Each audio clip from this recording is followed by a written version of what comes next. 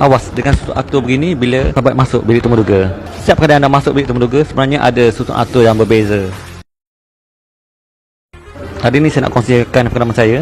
Bila kita masuk bilik temuduga, ada kerusi kita diletakkan jauh sangat daripada meja panel interview. Mungkin 3 meter, mungkin 5 meter. Tujuan dia adalah supaya panel ni dapat lihat penampilan diri kita beratas sampai ke bawah. Cara kita duduk, cara kita berjalan. Kemudian kita mesti bercakap dengan nada yang kuat dan didengar oleh semua panel-panel temuduga. Latih dulu jarak dalam 3 meter hingga 5 meter.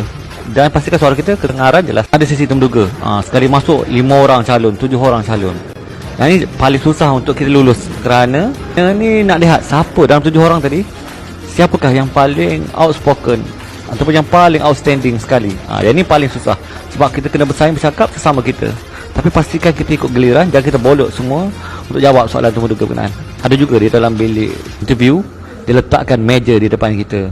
Yang ni pun awas, kita jangan letakkan tangan kita di atas meja berkenaan, menunjukkan kita ni seorang yang susah nak terima pandangan, kita mementingkan diri dan sebagainya.